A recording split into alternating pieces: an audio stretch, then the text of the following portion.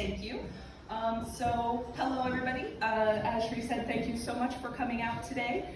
And thank you so much to Dublin City Libraries and Pearse Street Library for inviting me out here on International Women's Day to talk about wicked women and the folklore of Dublin witches. So basically what we're going to be doing today is I have some tales from the school's collection. I'll talk a little bit about what that means. And we're going to use this as an opportunity, an excuse really, for me to tell you some stories from the school's collection and give you an academic background on why we think it's particularly interesting as an excuse to tell you stories. Sound good? Yes. Fantastic.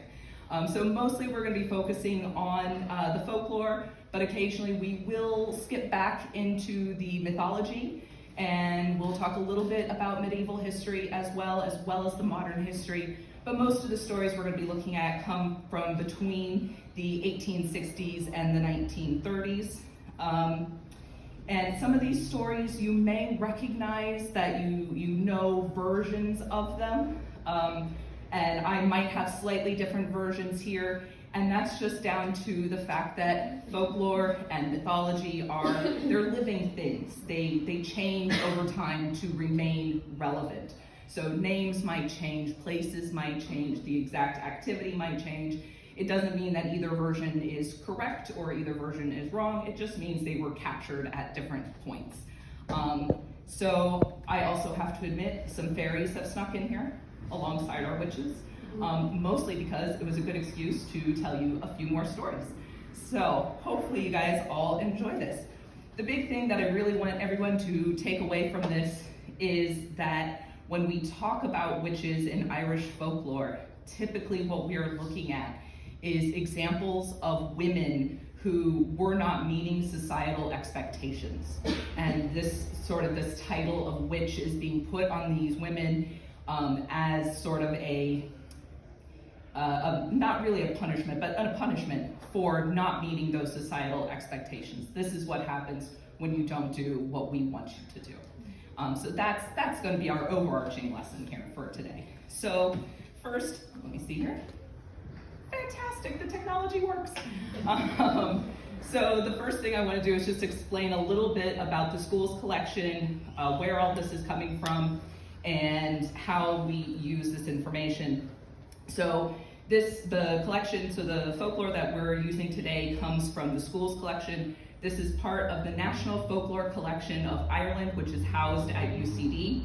It started life as the Irish Folklore Commission in the 1920s. The Irish Folklore Commission existed until the 1970s, when it became the Irish Folklore Department at UCD. The school's collection was a joint project between the Irish Folklore Commission and the Department of Education. Basically, the commission was trying to collect as much folklore as possible, and they saw students and their teachers as a way to do that. And so they worked with the Department of Education, and they put together a handbook that still exists on the Dukas website. If you have any interest in folklore or history or anything like that, please go check out this website. It's fantastic.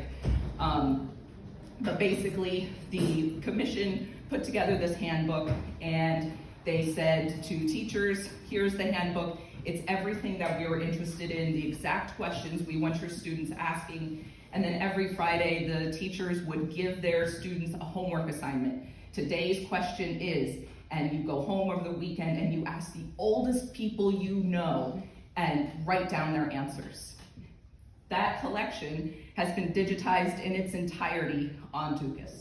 And it is by and large transcribed now digitally. So all of this, can I step on that? I'm not gonna step on that.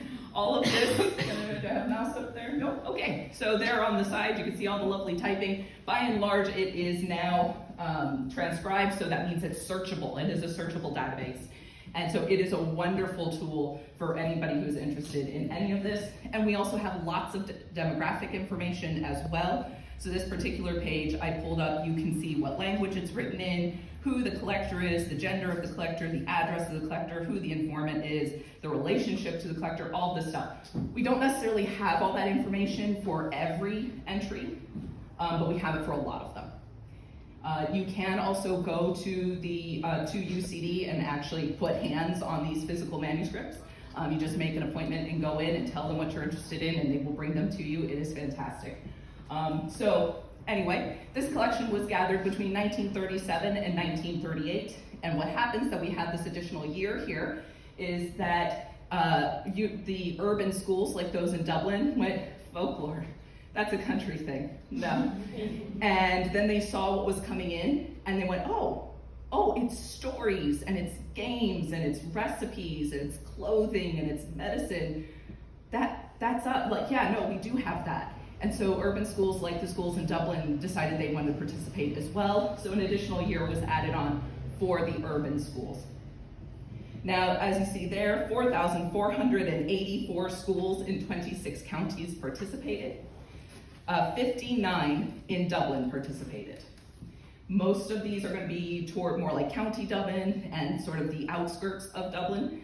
There are some from town, but what I found is a lot of them from sort of the city center area actually went up to Northern Ireland and were interviewing relatives and family members and friends and what have you in Northern Ireland. So actually 32 counties are represented, but only schools from the 26 counties are actually in the collection.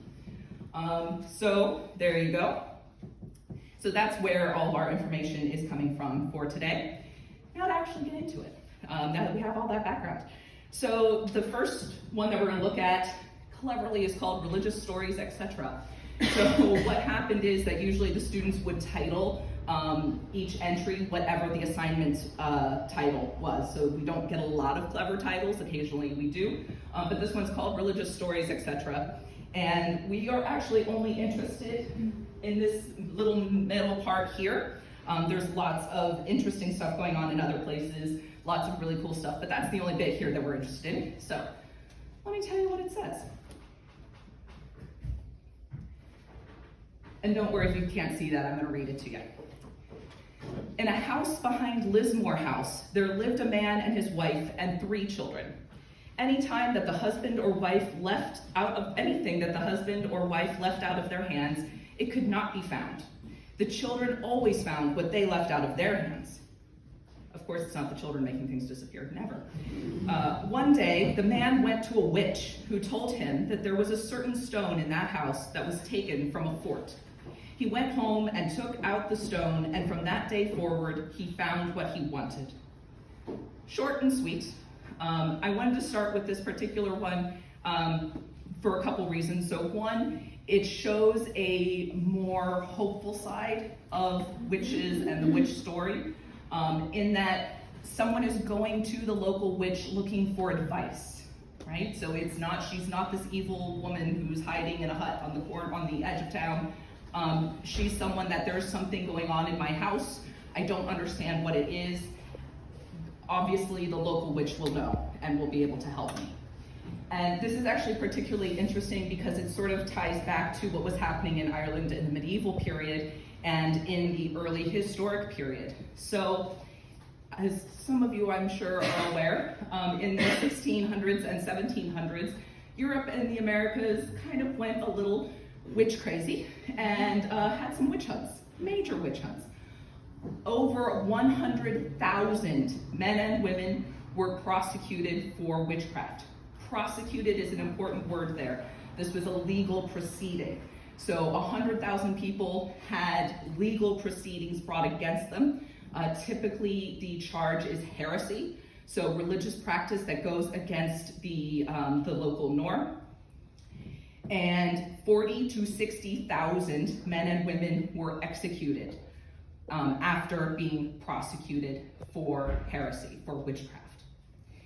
In Ireland, 11 people were prosecuted for witchcraft and 4 were executed. Actually, the number should be 12 and 5. There's a gentleman named Adam O'Toole, who was accused of heresy. He was captured he was on a raid from the Wicklow Mountains in 1328. He was raiding against Dublin. He was captured, he was charged with heresy, and he was burned at the stake outside of College Green. He often does not get counted in our numbers for Ireland. But either way, it shows you that there's this massive discrepancy in what's happening in the rest of Europe and the Americas and what's happening here in Ireland. So all of this witch hunting really started out in the 1300s. And what happened was we had a pope who was obsessed with the idea of witchcraft. He decided that one of his bishops was trying to kill him with a potion. And witchcraft and sorcery is obviously involved, and he just went all in on this, and he started training witch finders. One of them came here, and that's what happened to Alice Kittler, our first witch in Ireland. But when the Vatican really started putting out, like, this is what a witch is, and here's what you gotta look out for, Ireland went, no, we don't have that. No, that's not a thing here. No. And we don't really know what was going on there, that Ireland was just so like, no, we are not participating in this. General consensus is that it was one of two things. Either one, that it was due to colonialization, or two, that it was down to already practicing belief. So from the colonization perspective, if I am bringing up someone on a legal matter and charging them with heresy, the English are going to come into our town and they're going to judge this case. And that means they're going to be sticking their nose into everything, and we don't want that. So we're not going to do that. So no, we're not participating. The other aspect of this, though, is that there's a general belief that there were probably already people here that these descriptions of a witch were describing. People who, obviously there are people who are attuned to the other world. We know because we have to go and ask them what's happening to our stuff.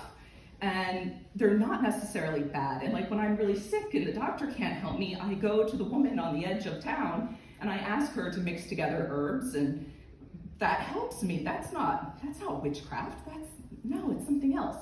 So that's kind of what we think is going on there. So that's why this particular story is interesting from that perspective, because it is showing us that happier side of the witch story in folklore.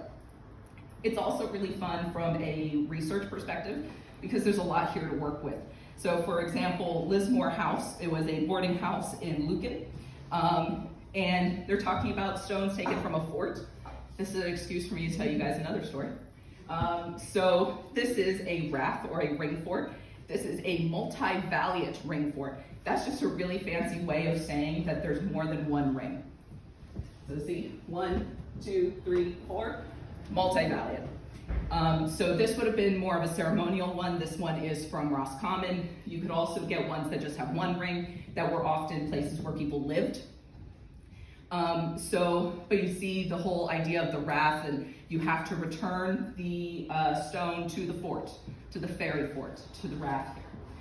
So what that comes from is that a very, very, very long time ago, before the modern Irish lived in Ireland, there was a group of people called the Tuatha Dé Danann, and the Tuatha Dé Danann were magic users, and they ruled the land. They fought hard to live here. They drove out the Firbolg, the people who were here before that even.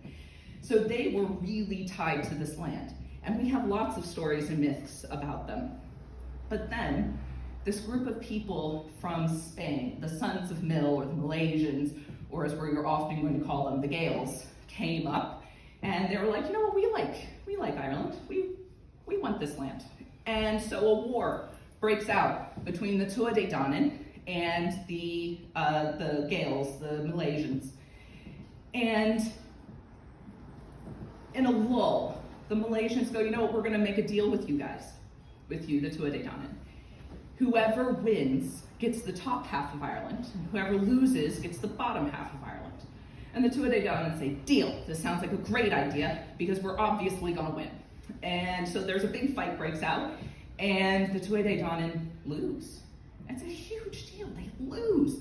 And they're like, okay, fine, we'll head south. And the Gaels said, no, we didn't say north-south. We said top-bottom. Get ye underground. And remember I said a little bit ago that folklore and mythology, these things don't stay static. If they become static, they die. We lose interest in them. So the stories change and morph over time. So the Tuatha Dé Danann are driven underground, and they live under the forts, and they live under lone hills and fields, and they live in trees by themselves. And as the stories continue to be passed on from generation to generation, and as the religion, as Christianity gets a stronger and stronger hold, the Tuatha Dé Danann start to become fairies. And that's why Irish fairies are so mean, because they're still angry. So don't mess with them. So, in Dublin, there are 264 ring forts. I just used that picture from Roscommon because it was very pretty. These are actually the yellow circles there are ones around Lucan, so there are plenty of ring forts for this story to have some sort of credence to it. There you go. So now, after this, I'll let you guys take a couple pictures there for those of you. So now we're going to go into more what you guys are probably expecting from our witchcraft stories. I will kind of give a little content warning here. We're talking about witches and people interacting with them. There are some going to be some discussions of death and people being killed. If anybody feels that there's no detail or graphic detail or anything like that, but if anyone feels they need to go, I will not be offended. It takes a lot more than that to offend. So we need to first make clear what are the cultural expectations, the societal expectations of women really up until about the 1960s. And this is a very simplified list. But basically, as women, the option was to become a nun, or you could get married and have children, sell milk and eggs, take care of the house, and support your husband's career. Isn't that an exciting choice, guys? Very nice. I love these options. So selling the milk and eggs is going to come back and haunt us, and so is taking care of the house. So selling the milk and eggs, this is actually a really big deal. The money that was made from selling milk and eggs is actually what supported your household. That's what bought your kids shoes, it's what bought your kids clothes, it's what bought like small food to put on the table. The money that the husband was making was more for large purposes and putting back into like farming and that sort of thing. So that's what's going on. These are your expectations, these are your choice. We're so excited, we're so happy. So let's move on to another story. This particular tale, a tale of a witch hare. I wanted to share this one because this is a very common motif found not only in Ireland, but found around the world. Lots of people have this particular story. And what exactly it represents in Ireland, we have some options. I'll give you those options here in a minute. And here we go. So the tale of a witch hare. This witch hare was on a farm down near Donabate, and she used to inhabit the ruins of an old dwelling house. Men came with greyhounds from all over the country to course her day after day, and she would escape into the old ruin, and she was also noted for great speed, so they're coming up and hunting her. They used to find her lying at the butt of an old hollow tree about a mile distance from the old ruins. So one day, a priest went out with a very fast black greyhound, and this dog coursed her up to the ruins. So in trying to make her usual escape into the old ruins, the dog caught her by the hindquarters and tore her skin. The priest and his party went to see why the dog would not leave the ruins. They discovered the old witch sitting in the corner crying. This ended the career of the old witch hare. So again, very common motif that you have a witch who transforms into a hare. She's chased down by a priest. She's bitten by a dog. Her leg is injured, and that ends her life. Or it doesn't necessarily end her life, but she turns back into a human, and everyone can identify her. And now she can't continue on as a witch or a thief. Usually what's happening, so in this particular instance, she's just kind of existing. Usually she's stealing wheat or she's stealing milk. And so why this particular story? Well, the answer is there's a lot of possible reasons why we might be telling this story, why it might be so popular. We know that this particular story has been in Ireland since at least the 12th century. Gerald of Wales, who hated everybody equally, wrote when he came to Ireland, and he had not very many good things to say about his trip in Ireland. But in fairness, he also wrote about his travels in Wales, and he had nothing good to say about the Welsh either. But he said that he heard the story, he recorded the story. His source was "Trust me, bro," and he was like that. So why exactly that story? So one, remember I just said about these stories changing over time. Transforming into an animal is something that we're told in the myths that druids can do, that magic users can do. The Tuatha Dé Danann did it, then the druids did it. This is just something that could happen. So this could be trying to diminish the old religion. So we're just, just an old woman, witchcraft. So it might be that we're trying to diminish her.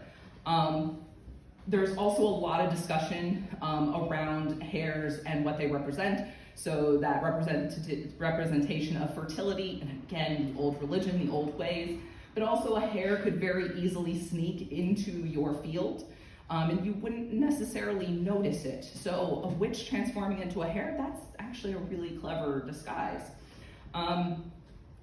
Often, these particular stories are found in areas with a high Catholic and Protestant clashing rate. And so some people have pointed out, some academics have pointed out, that usually if the witch is named, she will have a Protestant name, and then you have a Catholic priest. So it could actually be representing this clash between the two religions. What I particularly see in this story, though, is an old woman living by herself in a rundown building. And remember, we said, we're those women's expectations. You keep a good house. You are selling things. She's stealing things. In this particular story, she isn't, but typically she's stealing from her neighbors. So she's doing a lot of things that go against the societal expectations. And then she's captured by the priest. The priest pulls her up and says, you gotta do better. Your late husband would not want this for you. Your father would not want this for you. Where are your children? They should be taking care of you. Because a woman doesn't get to live by herself unless she becomes a nun, in which case there's another issue. So why exactly that story exists, we don't really know, but there are a lot of really interesting thoughts around it.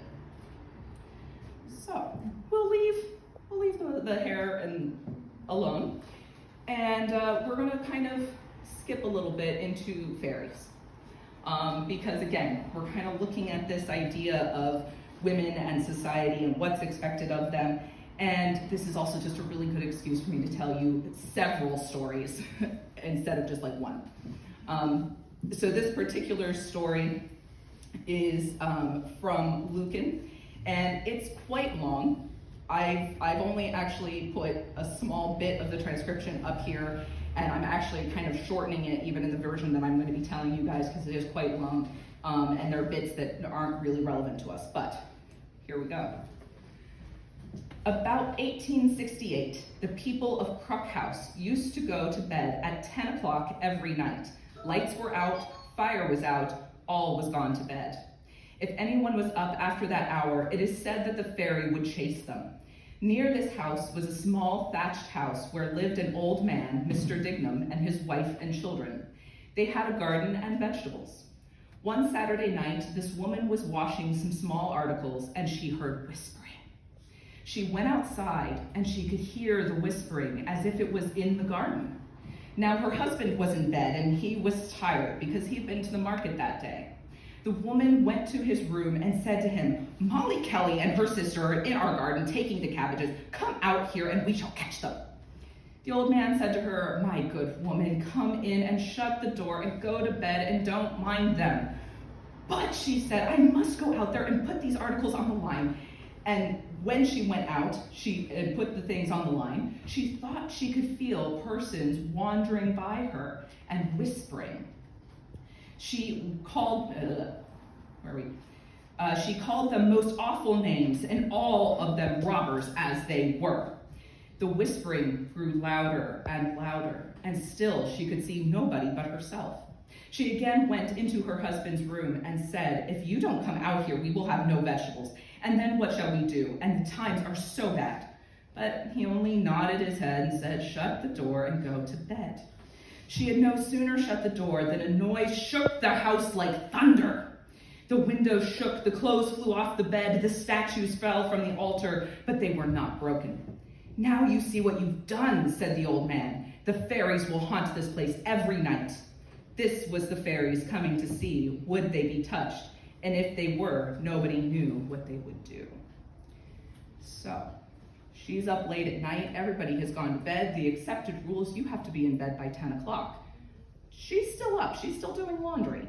And the fairies have come, and everybody knows that's the fairies' time. And now we're not really sure what's going to happen. So I want you to keep this in mind. I want to share with you a few other stories here. These 3 stories are all related, and I think you'll see an overarching theme here. So we start with the Adventures of Nera, Ectra Nerai. So the Adventures of Nera is a myth dating back at least to the 9th century. And it is the Samhain tale, the Halloween tale. It's where we learn the most about what Halloween is and why it is the way that it is. In this particular tale, it takes place in Roscommon at Rathcrowan. Nera is at the feast of the king, and the king puts out a dare. He says, I dare anybody here to go outside to where we hanged 3 men and tie a branch around the ankle of one of them. If you do, I'll give you my sword. Nera is the only one brave enough to do it. So he goes outside and he tries to tie the twig around the dead man's leg and it falls off. He does this twice. It just keeps falling. Finally, because it's Halloween, the dead man looks down at him and says, you have to put a peg in it. So Nera does, as he's told, and it stays. And the dead man says, now that I helped you, you have to help me. I was so thirsty when they hanged me. You have to take me to find a drink of water. So, if he didn't, there wouldn't be a story. Nera took the dead man onto his back, very wise man, and carried him to find his drink of water. They go to the first house and the dead man says, oh no, lake of fire around the house. They put out their fire before they go to bed at night. My drink's not here. They go to the second house and the dead man says, oh no, there's a lake of water around this house. They throw out their dirty water before they go to bed. My drink's not here. They go to the third house and the dead man says, this is it. The fire is still going and the dirty water is still in the house. They don't keep a neat house. This is where my drink is. So Nera takes the dead man inside and the dead man pulls himself over to where the dirty water is and he drinks his fill and then he takes some of that dirty water into his mouth and he crawls over to where the family is sleeping and he spits the water in their faces, killing the entire family. Nera then takes the dead man back onto his shoulders and returns him to his noose. Nera then goes on a lot of other adventures, but they aren't relevant to us today. So that story is online. I highly recommend checking it out. It was very fun. So that's the Adventures of Nera. Over time, this story has morphed into the devil's son as priest. So what happens here, it's very Omen-esque. This young man loses his rosary. Oh, I have to go find my rosary. And as he's walking along the road, he encounters the devil himself. And the devil says, I need you to do me a favor. Take me onto your back and take me house hunting. And the young man says, sure, why not? Great. So they go to the first house and the devil says, no, I can't go into this house. The woman of the house is praying her rosary. I can't possibly go in. So they go to the second house and the devil says, no, there's too much accord in this house. The husband and wife, they like each other. No. They go then to the third house and you could hear a ruckus. The husband and wife are screaming at each other. There's all sorts of discord and the devil says, yes, this is my house. You wait here. And the devil goes inside and he comes back out a little while later. He says, the deed is done. The woman is pregnant. My child will be born in 9 months. That child goes on to train to become a priest. And if he manages to say his first mass, it will hearken in the end of days. So this young man who forgot his rosary several years down the line has to go, oh shoot, this is my responsibility to fix, and he has to prevent that mass from being said. again, that part of the story is not interesting to us. The third one here is the fairy hill is on fire. And this one's a little more chaotic and a little more reminiscent of this particular story. So you've got this woman who her entire family has gone to bed, but a woman's work is never done. So she is still up and she has some food going and she's mending some clothes and she hasn't put everything away yet, so the house is a little messy. And of course the fire isn't out yet because she's working, and she hasn't thrown the water out yet because she's still working. And the door suddenly bursts open and a bunch of fairy women come into the house. And they start causing a ruckus. Her family somehow is managing to sleep through all of this, I don't know. But they start eating her food and they're drinking her water and they're just turning over the furniture. They're causing all sorts of distress. And she's going, "Get out of my house!" And she's trying to force them out of the house. They just won't go. And finally one of them says, "You go get us water from the well." And she does. I don't know why, but she does. It's a good thing she does, though. She goes up to the well and she fetches a pail of water. She comes back to the house and she can overhear them. They're saying, "We're going to kill that woman. We're going to kill her, and we're going to take her house, and we're going to eat her children, and we're going to take her husband, and we're going to, this is all going to be ours." She's like, "Oh no, I got to do something. I don't want to die." So she comes up very quickly with an idea. Remember those lone hills, those ring forts, those raths. There's one nearby. That has to be where the fairies came from. There's a hill nearby. That has to be the fairy hill. So she comes busting in the door, throws the water, and goes, "The fairy hill is on fire!" And the fairies start to panic. "Oh my God, my husband, my children, oh my God, I gotta go." So the fairies go running outside, and as soon as they leave the house, she slams the door behind her. She quickly puts out the fire. She throws the dirty water out the window. She makes sure that everything is put away, and she throws herself into bed and covers herself up. And now, the fairies have gone and they've ascertained that the hill is not on fire, and they come back. Tap, tap, tap. We'll get you next time. Tap, tap. What's happening in these stories, in these three stories, and in this particular one here? Again, it goes back to that societal expectation of women. What you're expected to do, maintain a good house. In particular, we see it most clearly with our third story here, the fairy hills on fire, that the house is in disarray. There's, nothing is put away. The fire hasn't been put out. The dirty water hasn't been thrown away. And so that's why the fairies are able to come in. In The Devil's Son is Priest, same thing. We have, but it's same thing but different. This is from a more religious perspective. A good woman is supposed to be praying, and she's supposed to be keeping up marital concordance within the house. And the third woman has failed to do that. Going back to the adventures of Nera there, again, it's all about that fire and that dirty water, and just making sure that you've shut down the house properly at night, but also that you are going to bed when you are supposed to go to bed. Which probably is a good lesson for most of us. Just doesn't matter, it'll still be there tomorrow, go to bed. Or else the fairies will get you. And that very much is the lesson here, that there will be supernatural repercussions if you don't maintain these particular rules.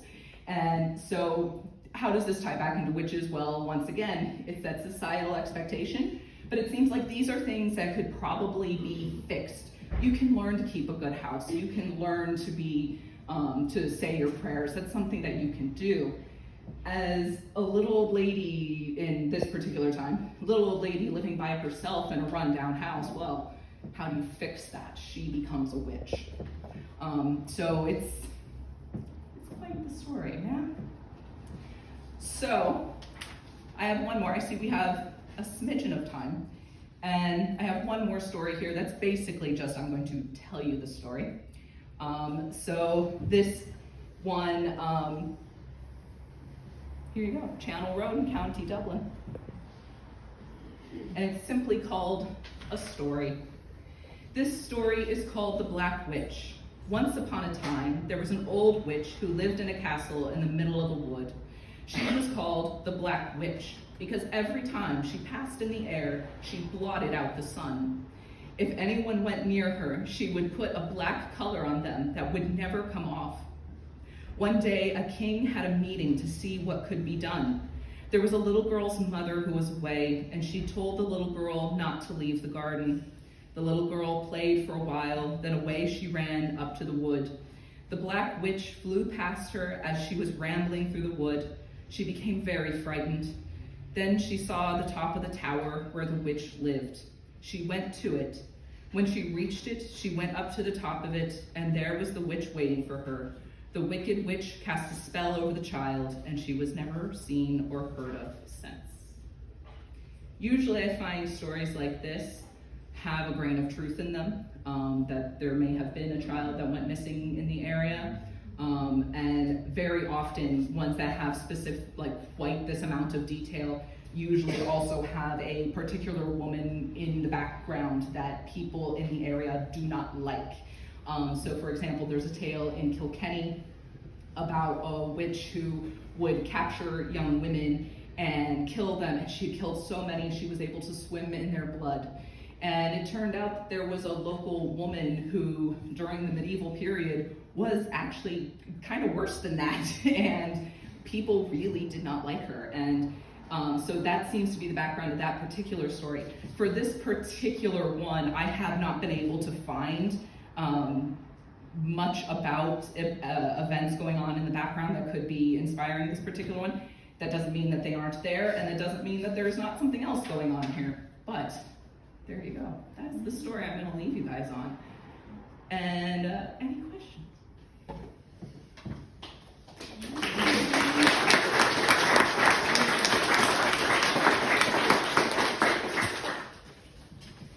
Yes.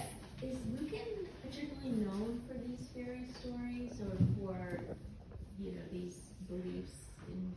And are you asking because a lot of them popped up, or just? I think it's just that Lucan just happened to pick that question, and so a lot of the kids came back with that particular answer.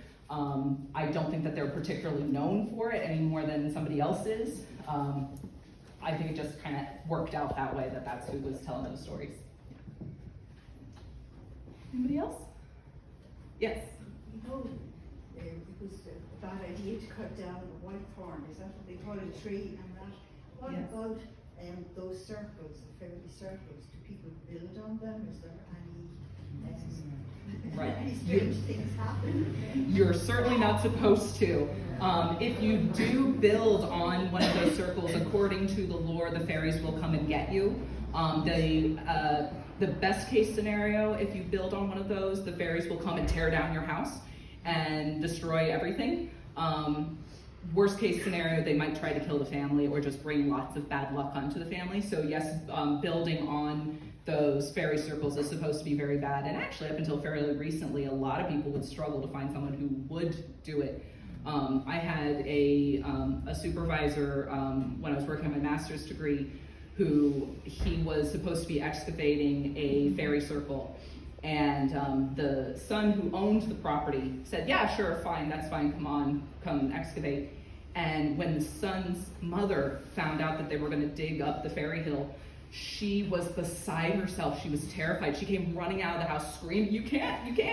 And they actually had to cancel the excavation because she was so upset. So if there's 264 of those around Dublin, does Yes. the council know this? Does they, etc.? It might explain a few things. But there was a bypass. There's a tree, and Yes. they had to go around it because some people weren't. You just don't do it. Right, yeah, you just don't. And so some of the 262, I'm trying to get back here to this particular one, because you can see that there's actually been some construction on this one. There's a fence going straight through it. So someone had a lot of courage to do that. And I don't know how that went for them. But of those 264, I don't know how many of them are actually still visible. A lot of times what happens is because of erosion and because of agricultural practices, they'll get churned up and disappear. But then we can re-find them either there's some archaeological methods that allow us to see those patterns in the soil that we would know that they were there, or growth patterns of the grass will tell us that they were there. So I don't know that they're all still visible, so some of them may have accidentally been built on. But I think with the drought, a lot we're seeing, and people with drones now. Yes. Yes. What were they exactly? What were they used for? So it depends. So this particular one would have been more of a ceremonial purpose. And you can tell, one, because when they have lots of the hills and ditches, that tends to be more of a ceremonial thing. And you can see the gaps in the wall there, they're straight, they're not defensive.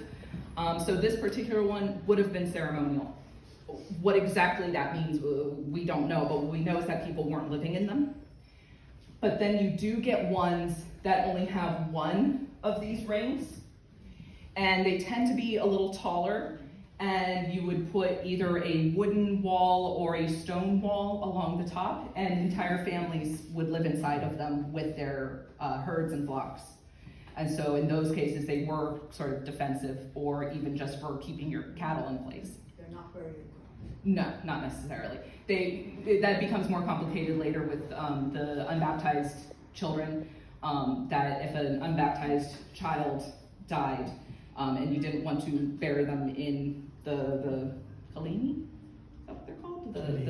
The cemeteries for them, some families chose to bury them in these, thinking that the fairies might take them and that might be a better life than whatever else was going to happen to them. Yeah. Yes. So where is this? Because I've never seen one with so many walls. This particular one is in Roscommon. This is this one is Rathra in Roscommon, so it's there part of Rathcrowan.